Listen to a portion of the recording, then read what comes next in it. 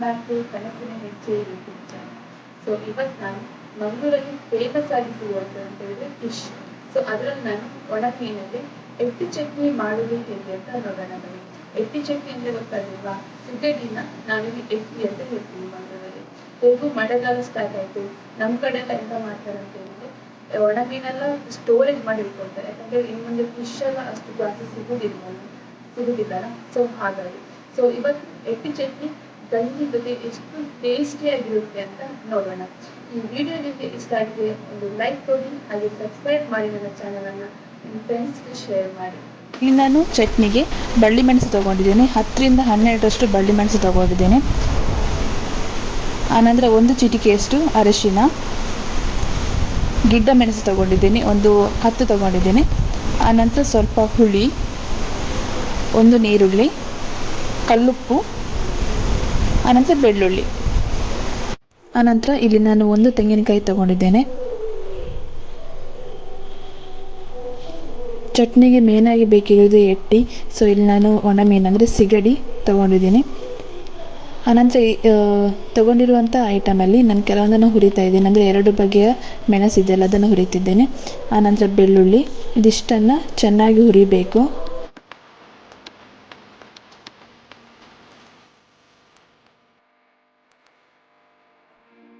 ಆನಂತರ ಒಂದು ಮಿಕ್ಸಿ ಜಾರಿಗೆ ತೆಂಗಿನ ತುರಿ, ಹುರಿದಿರುವಂಥ ಮೆಣಸು, ಆನಂತರ ಬೆಳ್ಳುಳ್ಳಿ ಇದೆಯಲ್ಲ ಅದನ್ನು ಹಾಕಬೇಕು.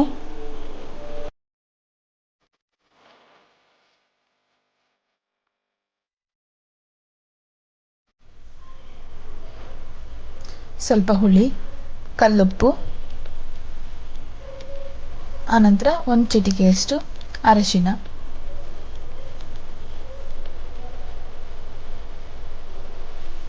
ಇದಕ್ಕೀಗ ನಾನು 1 ಲೋಟದಷ್ಟು ನೀರು ಹಾಕ್ತಾ ಇದ್ದೇನೆ. ಹೀಗೆ ಇದನ್ನು ಚೆನ್ನಾಗಿ ರುಬ್ಕೊಳ್ಬೇಕು. ಒಂದು ಕಡೆಯಲ್ಲಿ ಗಂಜಿ ರೆಡಿ ಆಗ್ತಾ ಇದೆ, ನೋಡ್ತಾ ಇರ್ಬೋದು ಎಷ್ಟು ಚೆನ್ನಾಗಿ ಬರ್ತಿದೆ ಗಂಜಿ ಅಂತ ಹೇಳಿದರೆ. ಈಗ ಇನ್ನೊಂದು ಕಡೆ ನಾನು ಸಿಗಡಿ ಮೀನು ಹೇಳಿದ್ದೆಲ್ಲ ಒಣ ಮೀನು, ಅದನ್ನು ಫ್ರೈ ಮಾಡಬೇಕು ಚೆನ್ನಾಗಿ.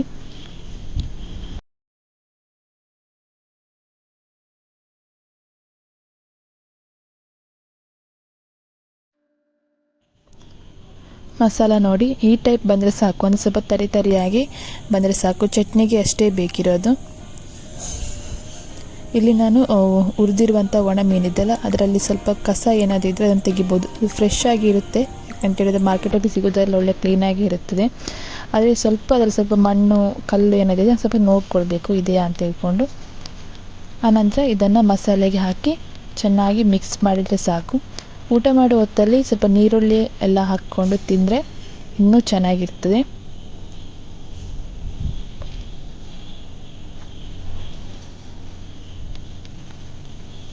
ಕರೆಕ್ಟಾಗಿ ಮಿಕ್ಸ್ ಮಾಡಬೇಕು. ಮಸಾಲೆಗೆ ಒಣ ಮೀನು ಕರೆಕ್ಟಾಗಿ ಮಿಕ್ಸ್ ಆಗಬೇಕು.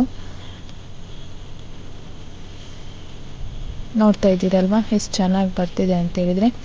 ಸಿಂಪಲ್ಲಾಗಿ ಎಟ್ಟಿ ಚಟ್ನಿ ಅಂತೇಳಿದರೆ ಸಿಗಡಿ ಚಟ್ನಿ ಹೇಗೆ ಮಾಡೋದಂತ ನೋಡಿದ್ರಲ್ವ. ನೀವು ಕೂಡ ಒಂದ್ಸಲ ಟ್ರೈ ಮಾಡಿ ಮನೆಯಲ್ಲಿ. ಹೇಗಾಗಿದೆ, ಎಷ್ಟು ಟೇಸ್ಟಿಯಾಗಿರುತ್ತೆ ಅನ್ನೋದನ್ನು ನನಗೆ ಕಮೆಂಟ್ ಸೆಕ್ಷನಲ್ಲಿ ತಿಳಿಸಿ.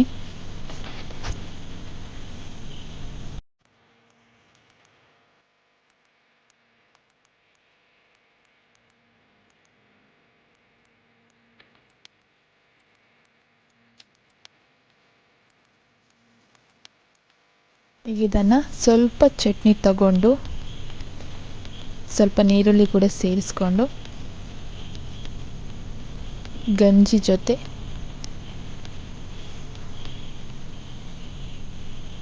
ಸ್ವಲ್ಪ ಹಾಕಿ ಹೀಗೆ ಮಿಕ್ಸ್ ಮಾಡಿಕೊಂಡು ತಿಂದರೆ ವಾವ್, ಸಖತ್ತಾಗಿರುತ್ತೆ.